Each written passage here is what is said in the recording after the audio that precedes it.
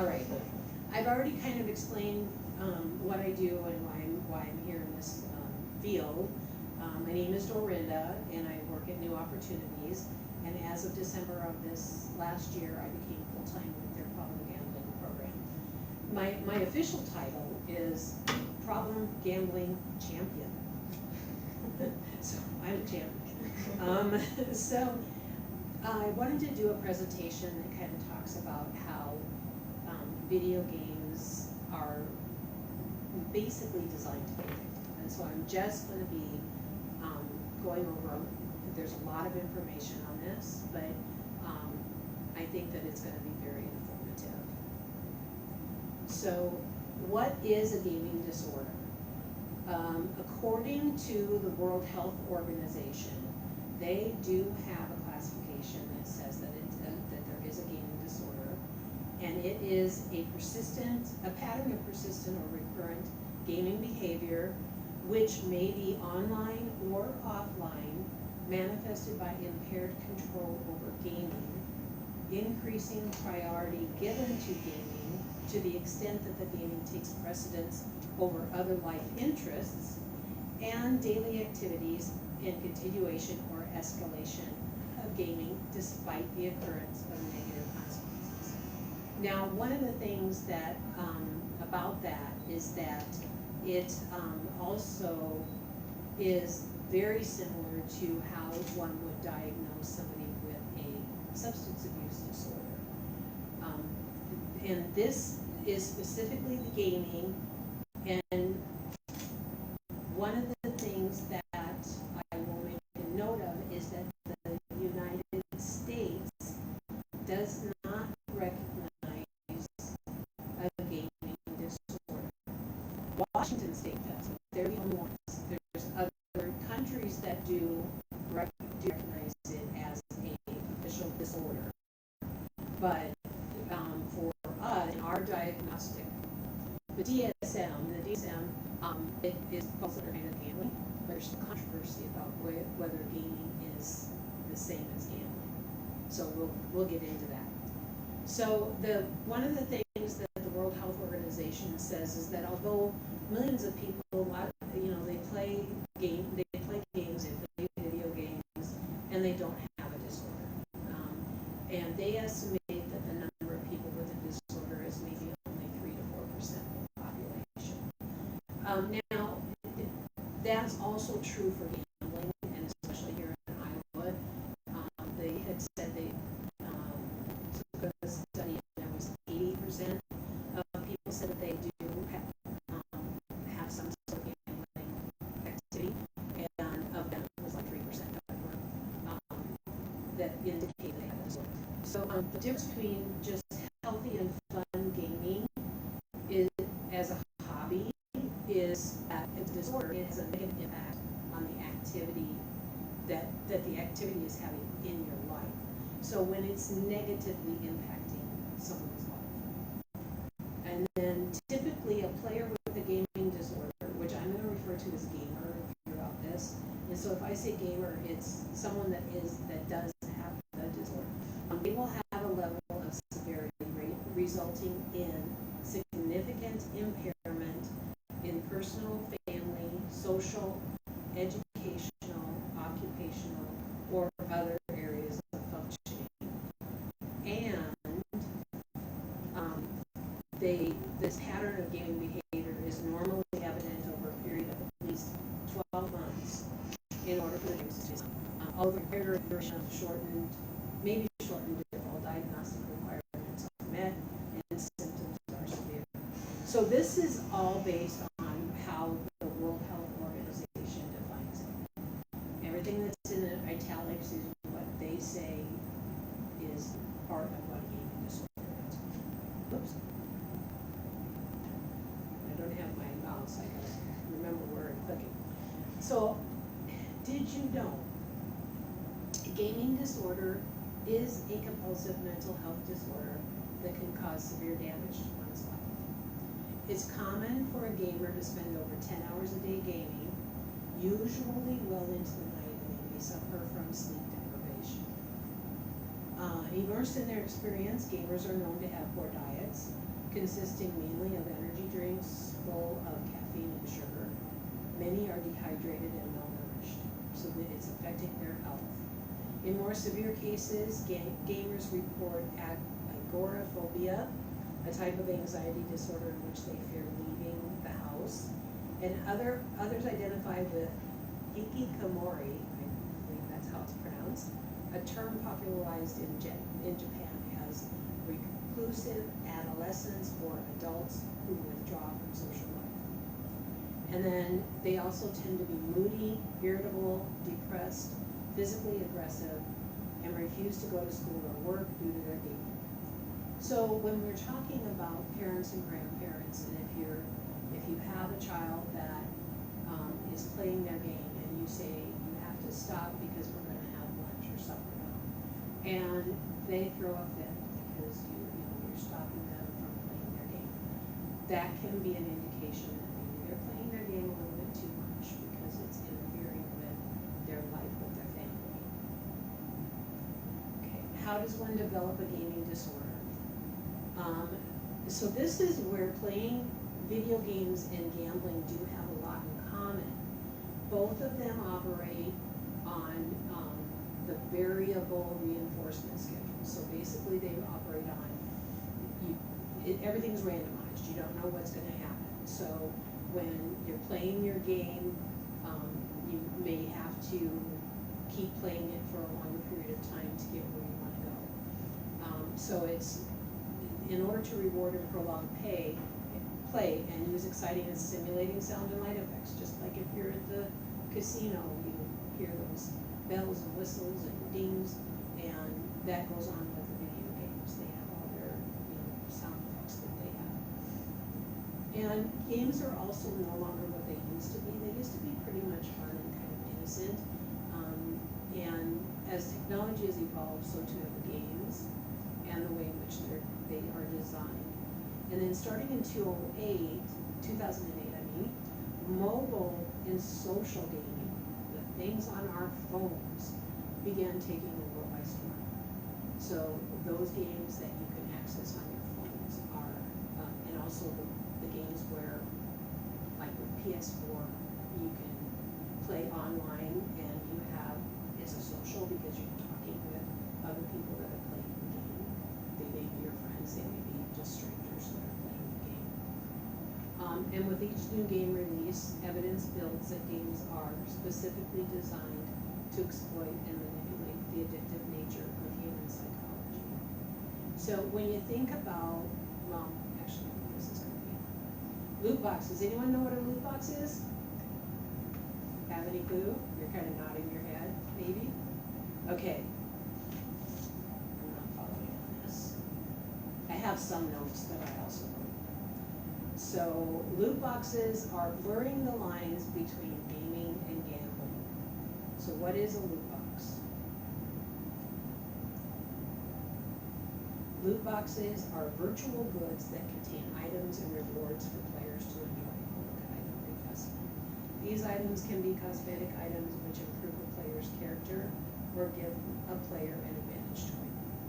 Players can either buy loot boxes with virtual currency, which they have basically purchased using their money, or they can earn loot boxes through gameplay. I need to talk slower.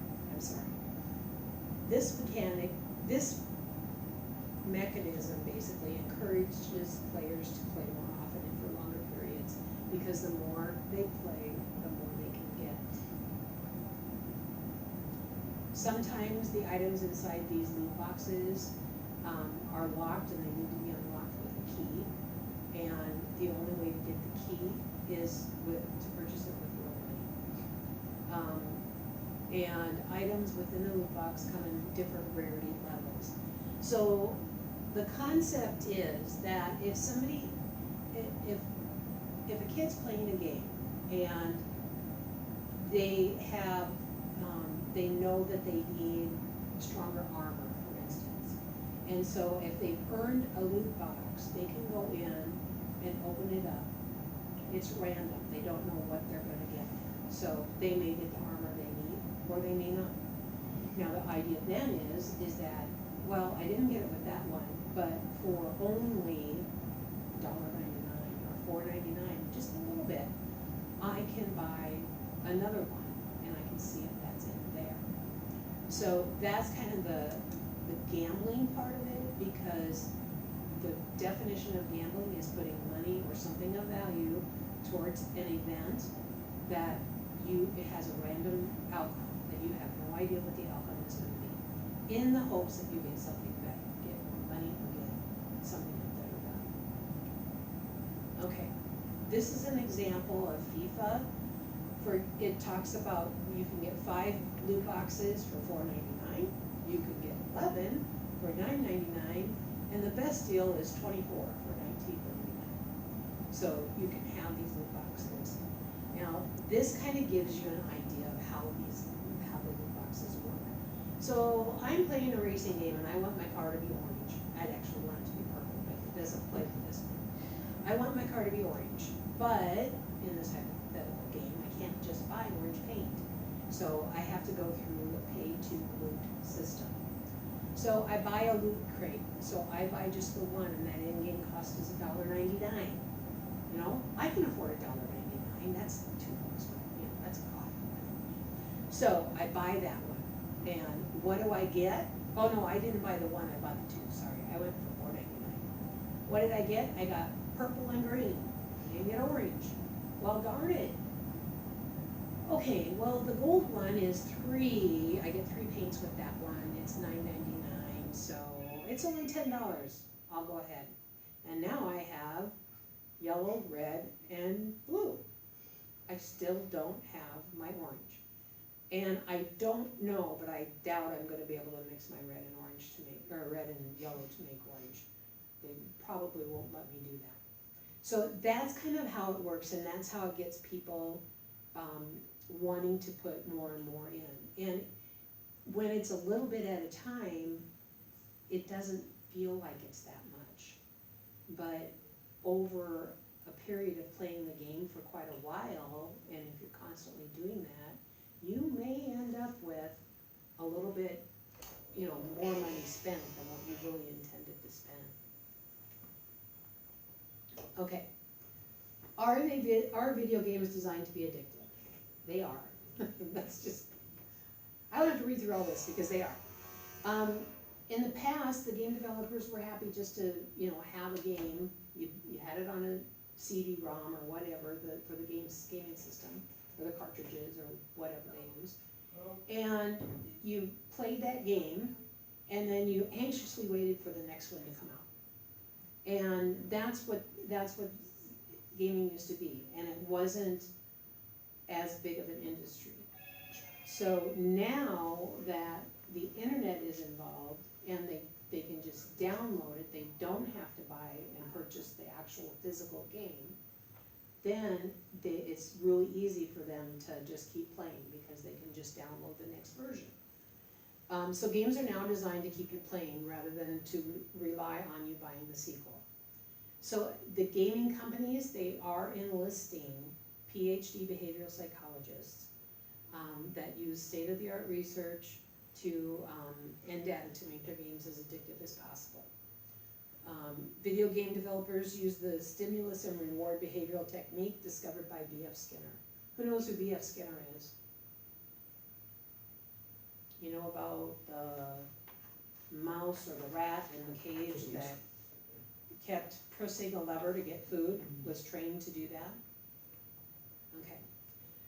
In the 1950s, oh, I didn't change this one, it's B.F. Skinner. I put BG on here. B.F. Skinner, I must not have the right, I don't have the right one pulled up, but that's all right, we'll go through it. Discovered that you could control behavior through a stimulus and a reward, and that's the rat in the cage. They learned that if they push the button, they'll get food. So they're gonna just keep pushing that button so they can get food. Believe it or not, the same techniques are used to great effect with video games. Okay.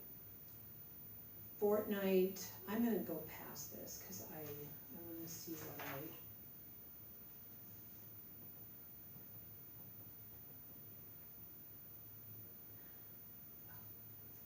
can I pause for just a second?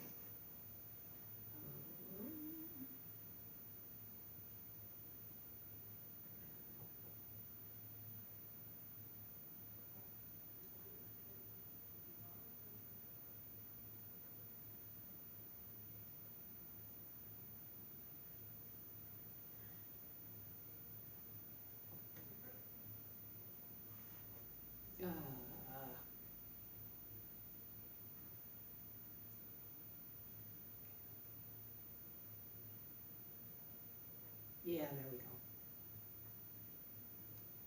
I'm gonna have to rename these so I know which upgrade I'm using.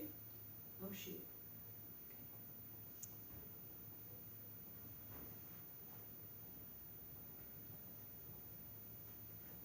I did some different things. Thank you for your patience. Okay, there I have BF Skinner. Okay, strategies to keep you playing. So you leveled up, you get a reward. You made it to the next level. Receiving a reward every time you level up is one way that they are giving you reward for playing the game. It's called a fixed reinforcement ration of 1. However, it can be manipulated by either extending the time it takes to level up, so it may not, level 1 you may have been able to get at, in 30 minutes. And then level 2 might take you a little bit longer because there's more stuff that you have to do to get past that. And then also they might change the reward rate from fixed to variable. So you may no longer get a reward every time you level up. You may have to wait for 5 levels up until you get a reward. A staggering number of popular mobile games punish you for not playing. So the example that I have here is about Farmville. I don't know, do you play Farmville? Have you heard of that? I've never heard of that. You've heard of it? Okay, well, there, you're planting crops, and your crops are gonna die if they're not harvested, even when you aren't playing. So they're still trying to grow, or they've grown and they need to be harvested, even though you're not playing the game. Oh my gosh.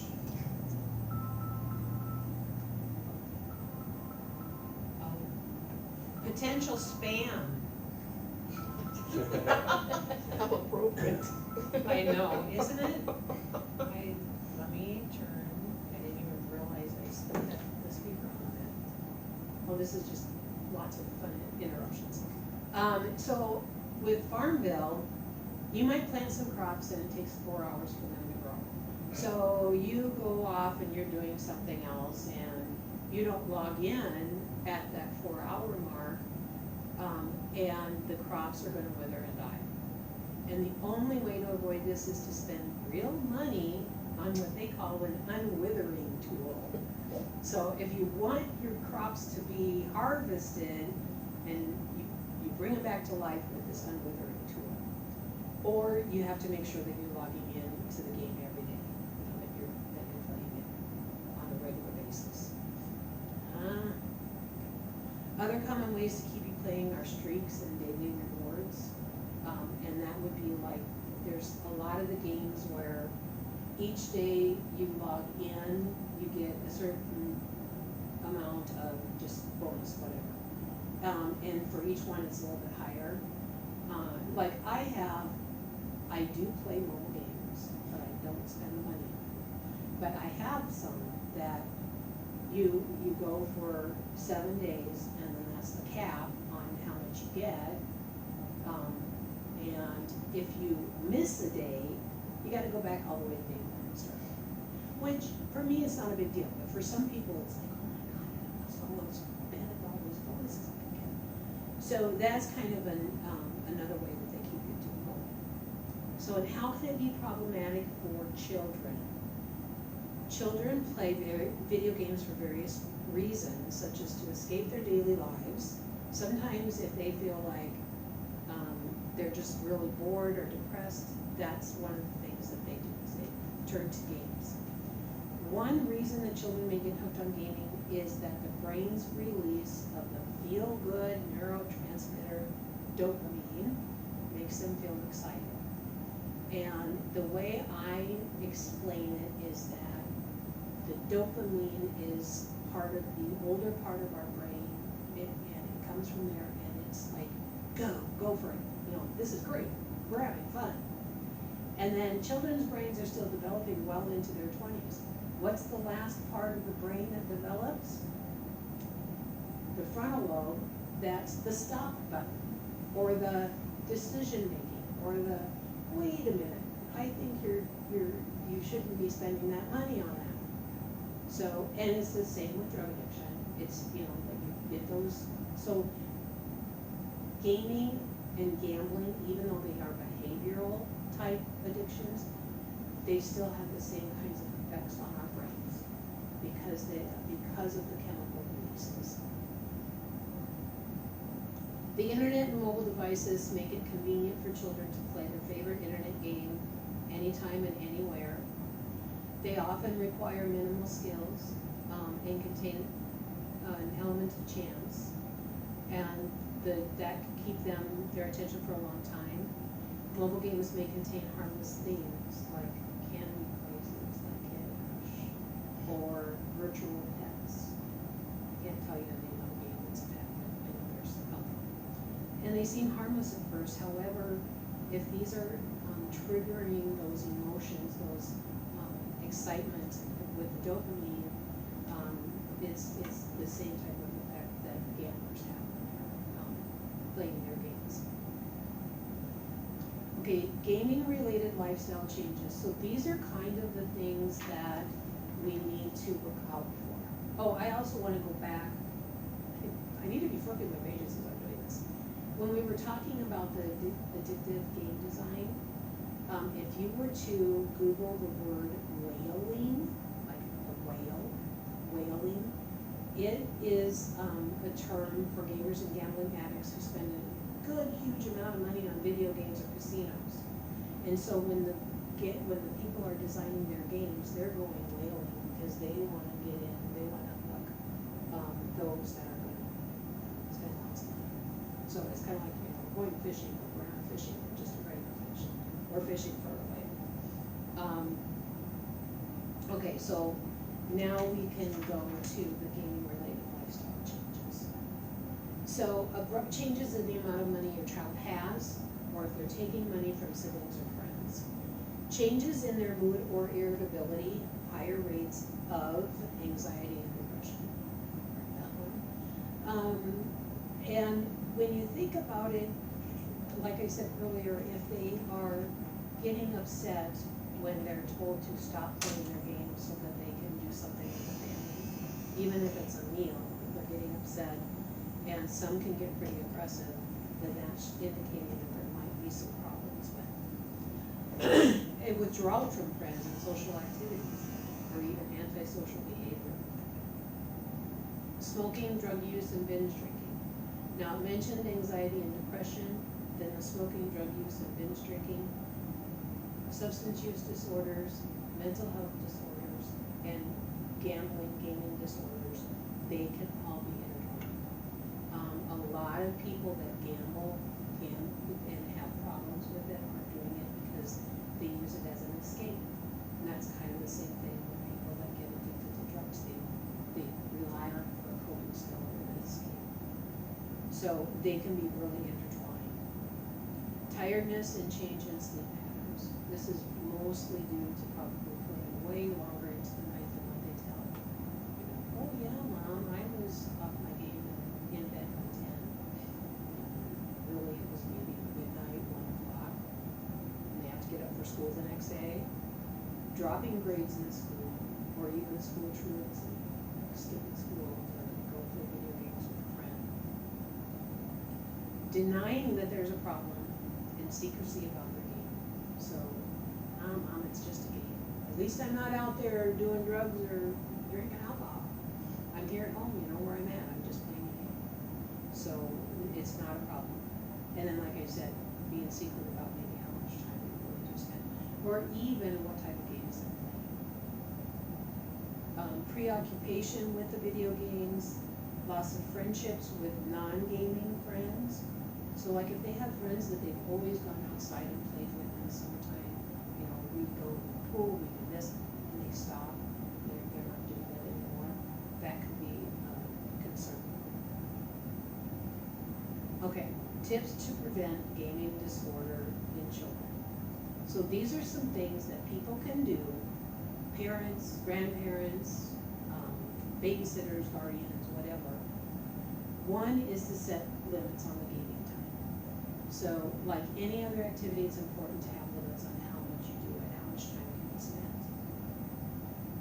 encourage other hobbies and activities. So like if they used to go out and go to the pool with friends, you know, say, hey, you haven't gone to the pool in quite a while, I think we should go, let's go as a family, or something like that, to get them encouraged into doing some of those other activities.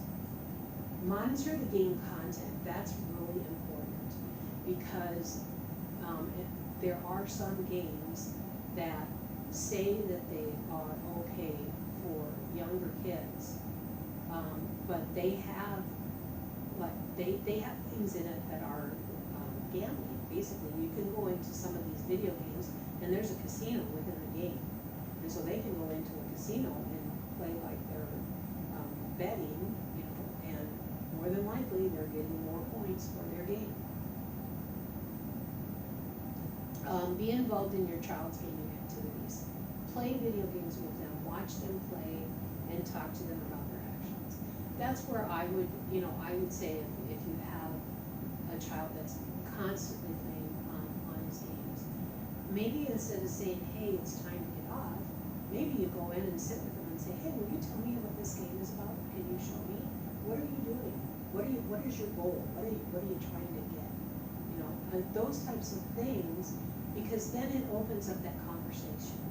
And if they're playing a game that might be too violent, or might have other content that you really don't agree with, then you're able to be there and talking with them and say, hey, this is something that I don't think is appropriate. Can you find maybe either another game to play, or how about if you just stop playing for a little while and go out and do something else? Or we play a board game, or what? Be a good role model. You should do the same if you want your child to limit their screen time. So don't, like when they come over and visit and they get on their games, don't be on your phone the whole time too, because they'll just think, well, you're doing it too.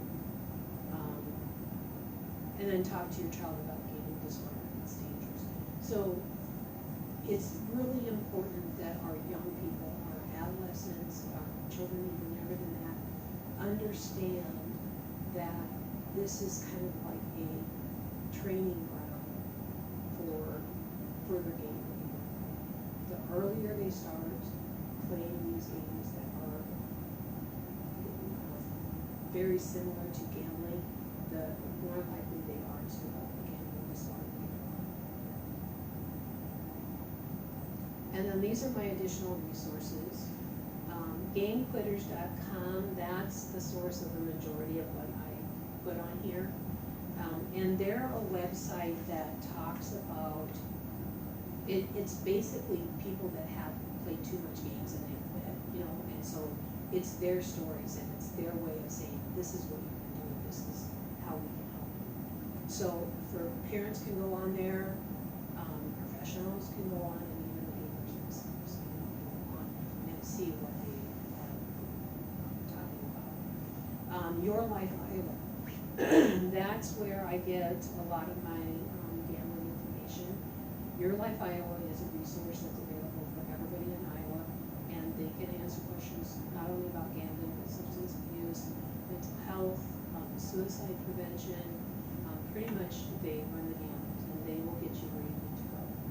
So for me, the example, if you were to call the 1-800-BETS-OFF number, that will go to Your Life Iowa. Then they'll ask you some questions, and if you are from any of the 5 counties that we serve, they will automatically warm hand you off to me. And it's a cell phone that I carry with me, and it's what we call our helper. And that's on my business cards. And then there's the GAM ban, and this one I have not gone onto the site yet, but I've been told that it is a site where you can go on and you can actually learn how to ban certain games from the systems, so that if there are ones that are troublesome, you would be able to take them. Now, I don't know, I really need to go and look if they are able to, like, put a block on a certain time for them, which would be great if they could do that. And then the other thing, I mean, I YouTube just about everything. And with YouTube, if you type in gaming addiction, you'll get all kinds of different things. And there's Healthy Gamer GG that has a lot of different videos on there. The game quitters themselves have a lot of videos on YouTube. And then also there's TEDx talks that you can go to that you can learn about. And it would talk, there's things about not only video games and how they're problematic, but also the video game design. Like I said, if you look up Wayland, you'll find information on how the companies use the the rewards and behavior, the rewards and behaviors, stimulus and rewards, that's it. When they're making these games to be more addictive. Then the last thing that I have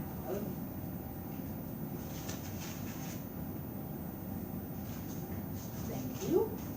And if you would be interested in these, and I'm gonna make one for Cheryl, I don't have, this is a questionnaire for video game questionnaire.